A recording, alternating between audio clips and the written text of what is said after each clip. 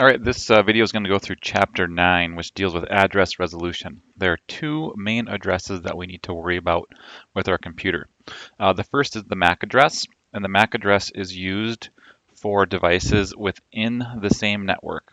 So if you go to your command prompt and you do an ipconfig /all, it's got to be the /all, you will notice this physical address that's associated with each network card.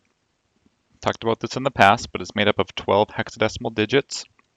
The first 6 hexadecimal digits here represent the make and the model, and the last 6 are just a unique kind of serial number for that particular card. But this MAC address is used within the same network. So if I have two devices that want to communicate within the same network, so for example, PC1 over to PC2, they will use the MAC address, and that is because a switch keeps a MAC address table identifying which PCs are plugged into which ports. Inside of that packet header, we would also have the source and destination IP addresses. However, switches don't look at that, and they wouldn't need to because they are on the same network. All right, so what I have here is one of the packet tracer practice labs. I've added a couple other PCs here just to kind of highlight what a hub does a little bit more. But what the purpose of this is to identify IPs and MAC addresses as they flow throughout the network, as the traffic flows throughout the network. So I have 172.16 network on the right-hand side and 10.10.10 network on the left-hand side. What I've done is I've come to this PC right here and I've sent a ping to all other IP addresses on this right-hand side. What that does for us is it populates the MAC address table, because when a device sends a reply back, so essentially when a device is the sender, we can associate that device with the port that it's plugged into. So if I go to my switch and I do a show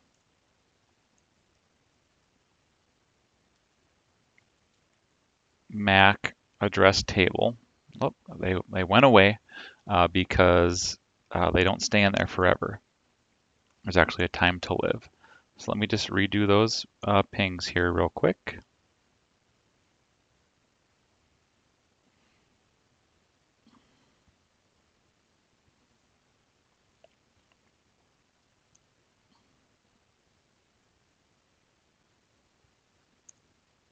And so what I'm doing, I'm generating some traffic again so that we can build that switch table, MAC address table. And here they are. I'll take a look at this second entry right here. So this PC 000C is associated with port 2/1. Port 2/1 is this one right here, which is this PC. And so this PC, you can see it on the right-hand side. I can't move my mouse over there, otherwise it will go away. The 00C CF0B. So what happens is the switch keeps track of where all other PCs are plugged into. And because of that, it's more efficient. It can send the traffic directly to the PC that needs it. A hub, on the other hand, which is an older legacy style type of switch, doesn't keep a MAC address table. Instead, what it does is it has to flood out every single port. So to highlight that, what I'm going to do is send a ping packet from this PC over to this PC, and I'm going to play it. And when that packet hits the hub, what a hub has to do is flood out all ports because it doesn't keep track of the table. Hopefully you never run into older legacy style hubs, but maybe you would, and that's what they do, and they're very inefficient. That's why we've moved towards switches. Now when the switch gets this packet, it's smart enough to know, hey, don't flood out all ports, just send out to this port because that's where the PC is. So that's what it does. And then it's going to send a response back. This response comes back and the switch knows that, hey, we're trying to get to this 31.2 PC. And so we will flood out, sorry, we won't flood out, we will send directly out this port because that's the port the PC is associated with. But then we hit the hub and the hub ends up having to flood out all ports. So to make this network more efficient, we could replace this hub with a switch, and we would alleviate some latency and some delay there.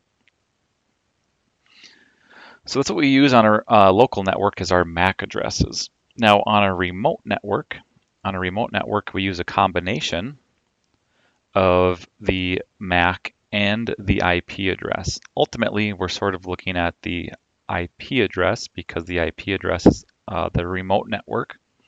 But let me go back to this here and explain a little bit. So if I'm PC 172.16.31.2 and I want to get over to this network 10.10.10.2, we will put in there the source IP of 172.16.31.2, and we will put the destination IP address of 10.10.10.2.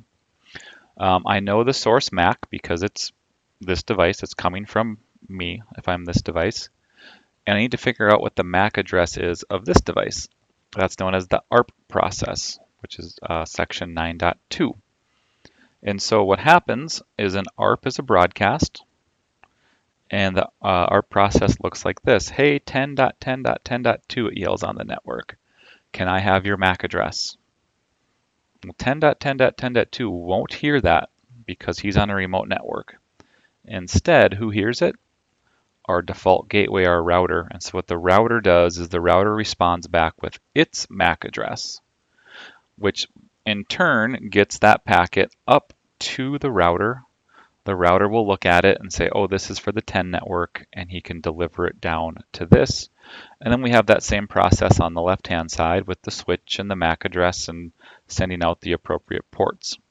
So remote networks, we definitely look at IP address as well as the MAC address. Within the local network, we don't care so much about the IP address because we don't have to get that far into the packet. We can just look at the MAC address and send it out the appropriate device. So that's what this next section is describing here. We have the destination and source MAC. Who am I going to? Where am I coming from? If you look here, that destination MAC for a remote network is going to be the default gateway. This process, the destination and source MAC, can change from hop to hop along the way. The source IP and destination IP will never change. It always ultimately came from this PC. It's always ultimately going to the destination IP address. So the ARP process, talked about that a little bit already. The ARP process is trying to figure out what is the MAC address given a particular IP address. If you want to see what the MAC address is, or sorry, what your MAC address table looks like, or your ARP table, you can go to your command prompt and you can type in ARP-A, and it will show you the IPs and their associated MAC address.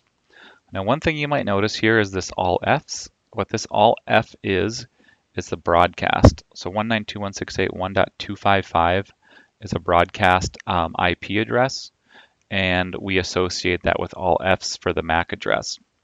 Now, when a switch gets all Fs for the MAC address, it does flood it out every single port. It's one of the 2 times that a switch does flood it out all ports. The other time would be when the switch doesn't have a MAC address table that's built yet. It has to flood it out all ports until that MAC address table has been built. But that's what the ARP process is for, and that's how you would take a look at the ARP table if you needed to for whatever reason. Moving to IPv6, there are no broadcast messages. So with IPv6, we use something called neighbor discovery. There's a video here I would recommend that you guys watch. I'm not going to get into a ton of detail here, but essentially what happens is we send out what are known as neighbor solicitations and neighbor advertisement messages.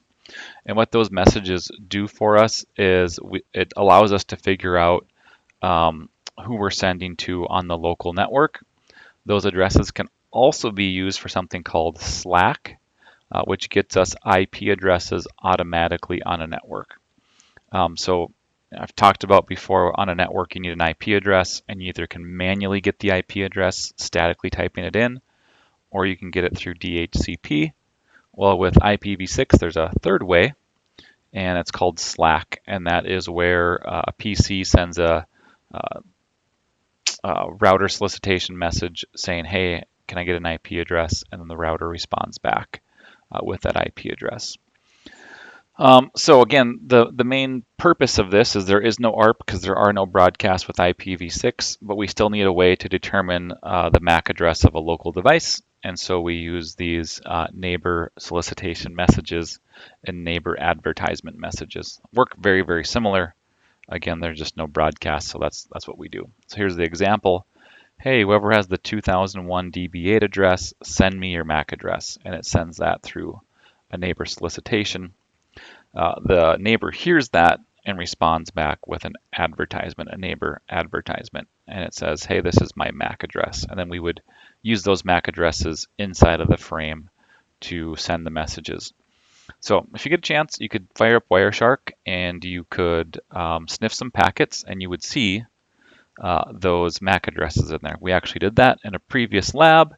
And one of the things I wanted you guys to notice with that is that when you tried to ping Google, a remote network, the MAC address you got back was your default gateway or your router. So that's a real quick crash course into Chapter 9. Again, encourage you guys to go through the reading, watch the videos on the Netacad site. That's all. Thanks for watching.